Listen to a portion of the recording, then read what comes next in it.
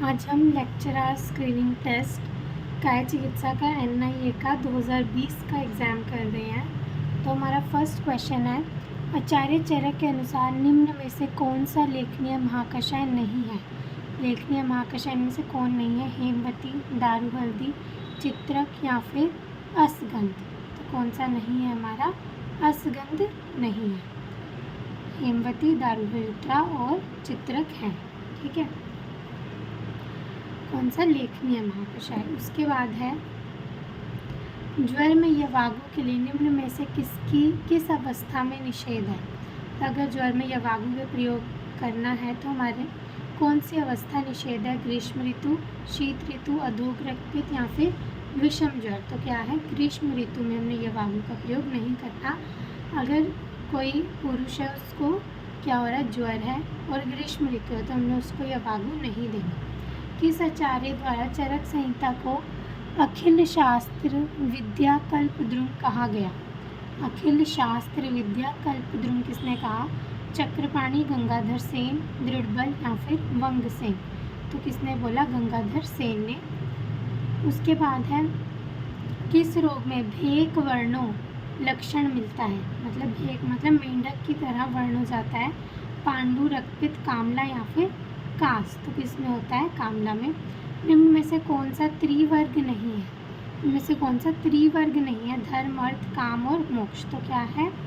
मोक्ष नहीं है, क्योंकि धर्म, अर्थ, काम और मोक्ष त्रिवर्ग है। इसमें मोक्ष मिला देने पर पुरुषार्थ चतुष्टय बन जाता है। ठीक है, इसके बाद है, दीवाबली लक्षण निम्न में से किससे संबंधित है? कफज शोथ, विषम ज्वर, वातज शोथ या फिर प्रमेह। तो किससे संबंधित है? वातज शोथ में। ठीक है, दीवाबली किसमें? वातज शोथ में। रिवाइज करते हैं, आचार्य चरक के अनुसार निम्न में से कौन सा लेखनीय महाकषाय में नहीं है? तो असगंध नहीं है। ज्वर में यवागु प्रयोग के लिए निम्न में से किस अवस्था में निषेध है? ग्रीष्म ऋतु में। किस आचार्य द्वारा चरक संहिता को अखिल शास्त्र विद्या कल्पद्रुम कहा गया? तो गंगाधर सेन ने। किस रोग में भेक वर्णो लक्षण मिलता है? तो कामला में। निम्न में से कौन सा त्रिवर्ग में नहीं है? मोक्ष। दीवाबली लक्षण निम्न में से किससे संबंधित है? वातज शोथ से। आगे देखते हैं, उसके बाद निम्न में से कौन सा शोफ का पूर्व रूप नहीं है? वेदना, दवथु, सिरा आयाम और अंग गौरव। तो कौन सा नहीं है? वेदना। बाकी सब है, दवथु भी होगा, सिरा आयाम भी होगी और अंगों में गौरवता भी होगी। उसके बाद स्नेह उष्ण मर्दनाभ्याम किसके द्वारा कौन सी व्याधि का शमन होता है? स्नेह से और उष्ण मर्दन से किस बीमारी का शमन होता है? कफशोथ, पित्तशोथ, आगंतुशोथ या फिर वातशोथ। तो किसका होता है? वातशोथ का। निम्न में से कौन सा वात कफजन्य कुष्ठ नहीं है? किटी, विचर्चिका, विपादिका या फिर सिद्धम। तो कौन सा नहीं है? विचर्चिका। ठीक है, बाकी सारे वात कफ हैं, किटी, विपादिका और सिद्धम। डैश में मुख वैरस्य नहीं मिलता? आगंतुजारोचक, कफजारोचक, वातजारोचक या फिर पित्तजारोचक। तो किसमें नहीं मिलता मुख वैरस्य? आगंतुजारोचक में। निम्न में से कौन सा नहीं है? शरद में घृत सेवन, माधव ऋतु में वसा सेवन, प्रावृत ऋतु में तेल सेवन, शिशिर ऋतु में मज्जा सेवन। इनमें से कौन सा सही नहीं है? शिशिर ऋतु में मज्जा सेवन। बाकी सब सही है। शरद में घृत का सेवन, माधव में वसा का सेवन और प्रावृत में तेल का सेवन। इसके बाद बेल्स पाल्सी में कौन सी क्रेनियल नर्व प्रभावित होती है? पहली, सातवीं, आठवीं या फिर दूसरी। तो कौन सी प्रभावित होती है? सातवीं। वंशन प्रदेश में डैश स्वेदन करते हैं? मृदु, मध्यम, तीक्ष्ण, निर्दिष्ट नहीं है। चरक के अनुसार वंशन प्रदेश में कैसा करते हैं? मध्यम। रिवाइज करते हैं, निम्न में से कौन सा शोफ का पूर्व रूप नहीं है? तो क्या नहीं है? वेदना। स्नेह उष्ण मर्दनाभ्याम, इसके द्वारा कौन सी व्याधि का शमन होता है? तो किसका होता है? हमारा वातज शोथ का। निम्न में से वात कफजन्य कुष्ठ नहीं है? विचर्चिका। डैश में मुख वैरस्य नहीं मिलता? आगंतुज आरोचक। निम्न में से कौन सा सही नहीं है? शिशिर ऋतु में मज्जा का सेवन। बाकी सब सही है। बेल्स पाल्सी में कौन सी क्रेनियल नर्व प्रभावित होती है? तो सातवीं।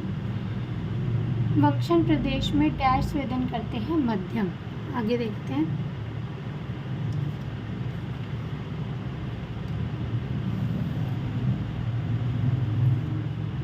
कफज मदात्य की चिकित्सा कैसे करते हैं? वमन व लंघन द्वारा, अपतर्पण और वमन द्वारा, वमन और रुक्ष भोजन द्वारा, या फिर वमन और विरेचन द्वारा। कफज में दाते की हम कैसे करते हैं? वमन और लंघन के द्वारा। फिर है कफ वातात्मक पित्त स्थान समुद्भव किसके संदर्भ में आया है? कास रोग, छर्दी रोग, श्वास रोग या कुष्ठ रोग। तो किसके संदर्भ में आया है? श्वास रोग में। ईसीजी देखने पर लेफ्ट वेंट्रिकुलर हाइपरट्रॉफी में निम्न में से क्या मिलता है? तो क्या मिलता है? इसके ऑप्शन आंसर ही नहीं दिया, वो गलत है। तो हम दूसरा क्वेश्चन देखते हैं। पित्तज प्रमेह याप्य होता है, निम्न में से इसके लिए कौन सा विकल्प सही है? समक्रियत्वाद, विषमक्रियत्वाद, उपक्रम विरुद्धात या फिर स्थान समीप्यात। तो पित्तज प्रमेह याप्य किस वजह से होता है? समक्रियत्वाद की वजह से। ठीक है। उसके बाद है माही शीर का प्रयोग किस व्याधि में किया जाता है?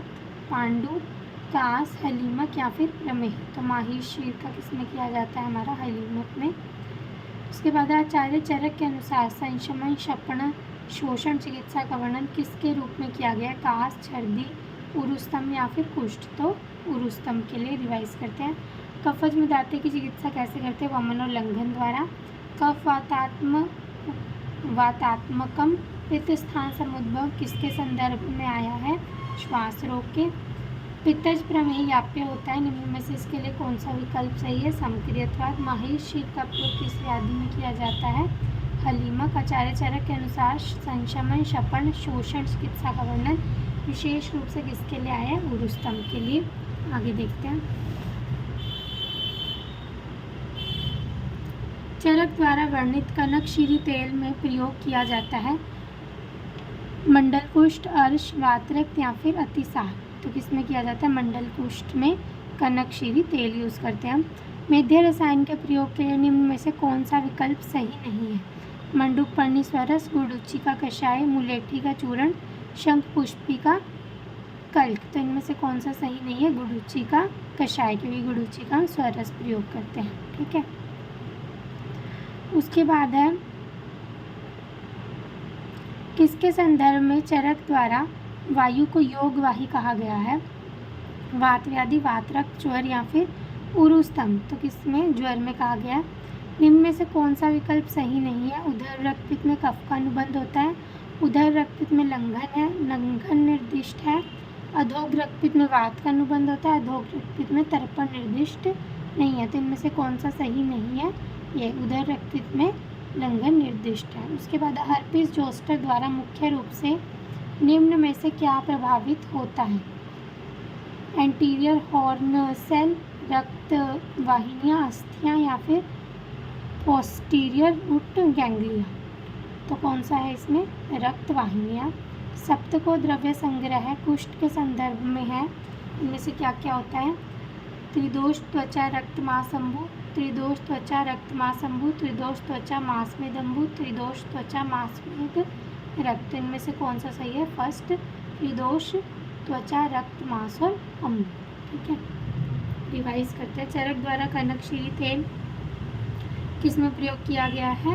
मंडल कुष्ठ में। मेध्य रसायन में प्रयोग करने के लिए इनमें से कौन सा विकल्प सही है? सही नहीं है, गुड़ुची का कषाय। इसके संदर्भ में चरक द्वारा वायु को योगवाही कहा गया, ज्वर। निम्न में से कौन सा विकल्प सही नहीं है? उधर रक्तपित्त में लंघन निर्दिष्ट है। हर्पिस जोस्टर द्वारा मुख्य रूप से निम्न में से क्या प्रभावित होता है? रक्तवाहिनियाँ। सप्तको द्रव्य संग्रह कुष्ठ के संदर्भ में है, त्रिदोष त्वचा रक्त मांस और अंग। आगे देखते हैं।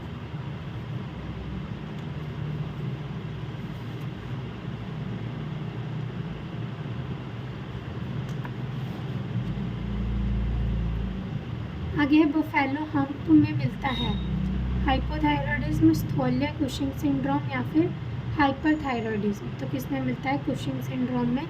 माधव निदान के अनुसार यदि किसी रोगी को बस्ती और मेढ्र में शूल है तो वह निम्न में से किस व्याधि से पीड़ित है?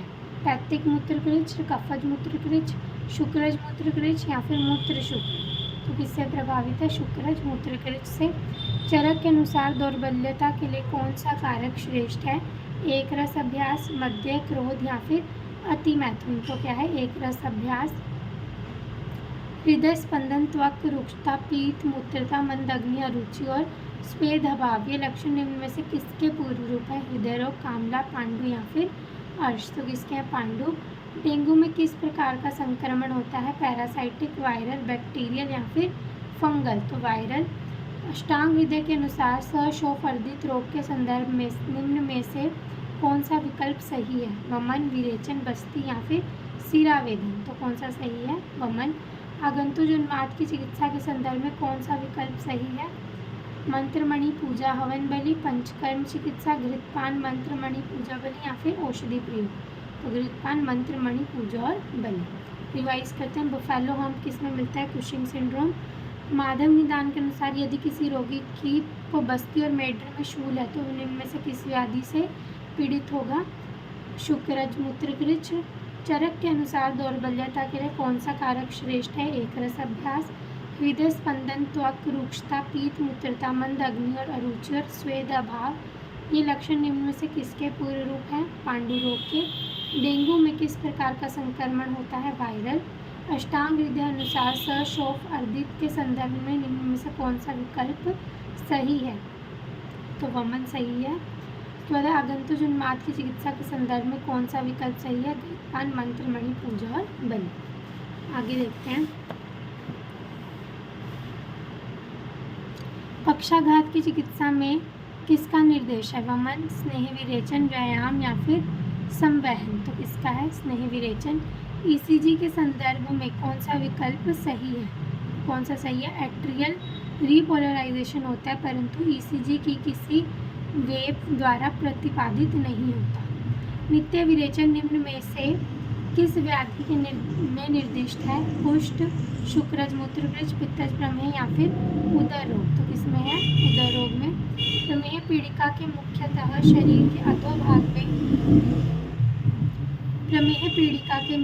शरीर के अधोभाग में होने का क्या कारण है? शरीर के अधोभाग में दोष प्रकोप अधिक होता है। प्रभाव के कारण, रसायनी नाम दौर्बल्यात या फिर गुरुत्व गुण के कारण। तो किसके कारण होता है? रसायनी नाम दौर्बल्यात। ठीक है। उसके बाद है श्रेष्ठ वृक्ष और वाथर औषधि कौन सी है? एरंडमूल, रासना, असगंध या फिर घी। तो कौन सी है हमारी? एरंडमूल, वृक्ष और वाथर। ठीक है। उसके बाद है चरक के अनुसार मांस और मेदोगत ज्वर की चिकित्सा का सूत्र क्या है? विरेचन और उपवास, परिषेक और अवसेचन, उपवास और संशमन, निरूपु और अनुवासन। तो क्या है? विरेचन और उपवास। रिवाइज करते हैं। पक्षाघात की चिकित्सा में किसका निर्दिष्ट है? स्नेह विरेचन। ईसीजी के संदर्भ में कौन सा विकल्प सही है? कि आर्टरियल रिपोलराइजेशन होता है परंतु ईसीजी की किसी भी वेव द्वारा प्रतिपादित नहीं होता। नित्य विरेचन निम्न में से किस व्याधि में निर्दिष्ट है? उदर रोग में। प्रमेह पीड़िका में मुख्यतः शरीर के अधोभाग में होने का क्या कारण है? रसायनी नाम दौर्बल्यात। श्रेष्ठ वृक्ष और वाथर औषधि कौन सी है? एरंडमूल। चरक के अनुसार मांस और मेदोगत ज्वर की चिकित्सा का सूत्र क्या है? विरेचन और उपवास। आगे देखते हैं।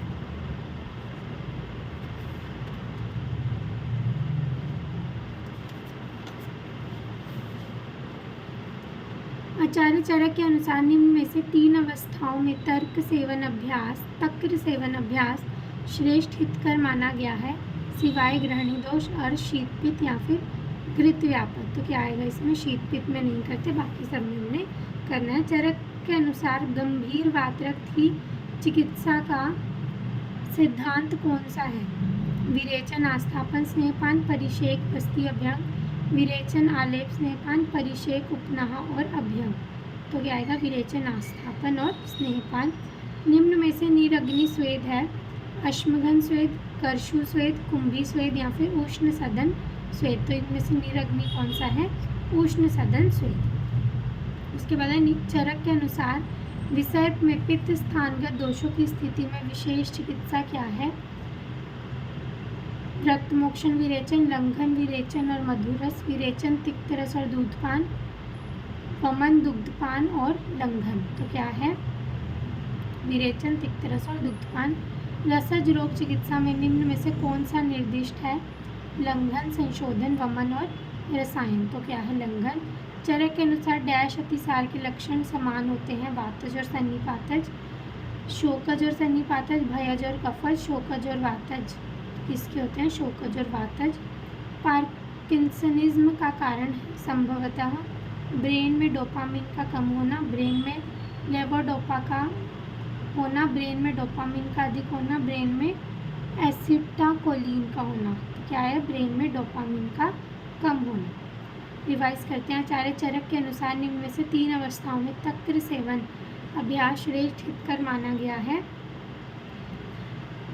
सिवाय किसके? शीत पित्त के। चरक के अनुसार गंभीर वातरक्त की चिकित्सा का सिद्धांत कौन सा है? विरेचन, आलेप, विरेचन, आस्थापन और स्नेहपान। निम्न में से निरग्नि स्वेद कौन सा है? उष्ण सदन स्वेद। चरक के अनुसार विसर्प में पित्त स्थानगत दोषों की स्थिति विशेष रूप से क्या है?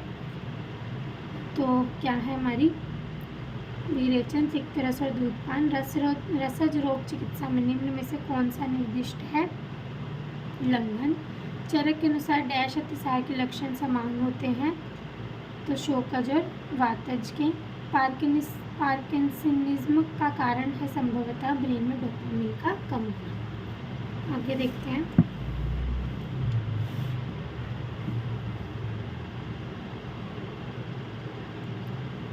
हृदय महाकषाय में चरक द्वारा किसका समावेश नहीं किया गया?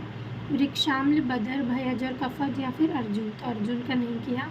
कोई रोग लंबे समय से एमियोडोरोन ले रहा है, इस दवा का सामान्यतः होने वाला प्रभाव क्या है? हाइपोथायरॉयडिज्म, एट्रियल फिब्रिलेशन, हाइपरथायरॉयडिज्म या फिर PSVT। क्या हो सकता है उसको? PSVT। ठीक है। इसके बाद आमस तृष्णा के संबंध में सही नहीं है? दीन स्वर, सौम्य, आग्नेय और शोषिणी। तो क्या सही नहीं है? सौम्य। एक आपातकालीन चिकित्सा इकाई में 40 वर्षीय रोगी को लाया जाता है जिसमें शराब के सेवन का इतिहास और एक्यूट अल्कोहल विड्रॉल सिंड्रोम के लक्षण, स्टेट ऑफ कन्फ्यूज़न और डेलीरियम है। तो निम्न में से प्रथमतः किसका प्रयोग सर्वथा उचित होगा?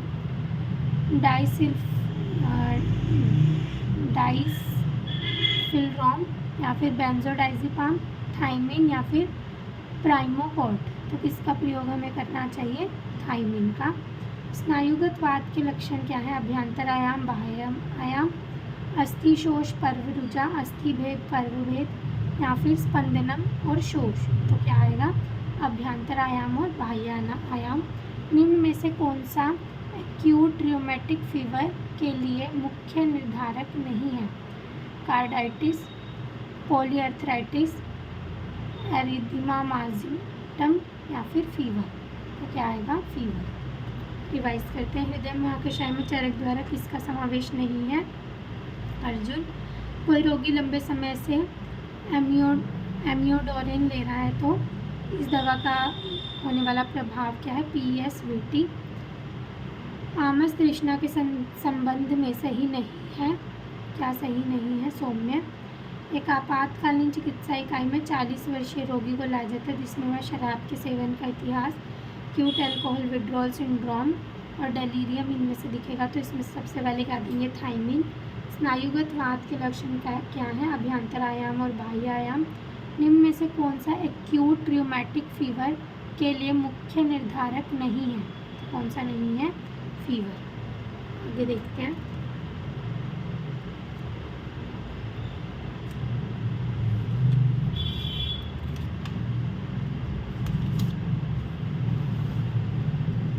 जिन रोगों के अपने विशिष्ट निदान, लक्षण और चिकित्सा होती है उन लोगों को क्या कहते हैं? प्राकृत, अनुबंध्य, आध्यात्मिक या फिर अनुबंध। तो क्या कहते हैं? अनुबंध्य। एक्यूट पोस्ट प्राइडल हाइपोग्लाइसीमिया में लक्षण नहीं मिलता। डाइफोरेसिस, टैकीकार्डिया, एंजाइटी या फिर डिप्रेशन। तो क्या नहीं मिलता? डिप्रेशन। अविपत्तिकर चूर्ण में अधिकतम मात्रा में क्या होता है? आमलकी, लवंग, पिपली या फिर विभीत की, तो क्या होती है लवंग। विटामिन डी विषाक्तता में निम्न में से कौन सा लक्षण नहीं मिलता, हाइपरकैल्सीमिया, पॉलीयूरिया, डायरिया या फिर हाइपोफॉस्फेटीमिया। क्या नहीं मिलता, हाइपोफॉस्फेटीमिया नहीं मिलता। चरक के अनुसार मदात्य में वर्णित अष्टांग लवण के घटक क्या हैं, सैंधव, सोवर्चल, अजाजी, अम्लवेतस, औद्भिद, अजाजी, अम्लवेतस, त्वक, एलामिर्च, सोवर्चल, अजाजी, वृक्षाम्ल और अम्लवेतस, सैंधव, सोवर्चल और त्रिकटु। तो क्या आएगा इसमें, सोवर्चल, अजाजी, वृक्षाम्ल और अम्लवेतस। किसी मायोकार्डियल इन्फाक्शन के रोगी में संभावित अर्ली री-इन्फाक्शन के निदान के लिए निम्न में से कौन सा एंजाइम सहायक होता है, troponin 1, CKMB, troponin T, CPK। क्या होता है, ट्रोपोनिन T। रिवाइज करते हैं, जिन रोगों को के अपने विशेष निदान लक्षण और चिकित्सा होती है उसको बोलते हैं अनुबंधीय। एक्यूट पोस्ट पैरेंडाइल हाइपोग्लाइसीमिया में लक्षण नहीं होता, डिप्रेशन। अविपत्तिकर चूर्ण में अधिकतम मात्रा में होता है लवंग। विटामिन डी विषाक्तता में निम्न में से कौन सा लक्षण नहीं मिलता, तो कौन सा नहीं मिलता, हाइपोफॉस्फेटीमिया। चरक के अनुसार मदात्य चिकित्सा में वर्णित अष्टांग लवण के घटक द्रव्य क्या है, सोवर्चल, अजाजी, वृक्षाम्ल और अम्लवेतस। किसी मायोकार्डियल इन्फाक्शन के रोगी में संभावित अर्ली री इन्फाक्शन के निदान के लिए निम्न में से कौन सा एंजाइम सहायक होता है, ट्रोपोनिन T। आगे देखते हैं, कफज कास में पित्त का संसर्ग होने से तमक श्वास होने पर चिकित्सा क्या होती है, तमक श्वास के समान, पित्तज कास के समान, कफज कास के समान, शतज कास के समान। तो इसके समान होती है पित्तज कास के समान। कौन सी व्याधि जलजन्य संक्रमण से होती है, हेपेटाइटिस B, D, G या फिर E। तो कौन सी होती है, E। चरक के अनुसार कुल्थ्य आदि घृत का प्रयोग किसकी चिकित्सा में निर्दिष्ट है, कास, आमतिसार, अश्वरी या फिर कुल्म। तो किसमें है, कास में। आयरन की कमी से होने वाले अनीमिया के संबंध में कौन सा सही नहीं है, सीरम आयरन की कमी, सीरम फेरेटिन की कमी, ट्रांसफेरिन की कमी या फिर आयरन भंडारण की कमी। तो किसकी कमी, ट्रांसफेरिन की कमी। Thank you.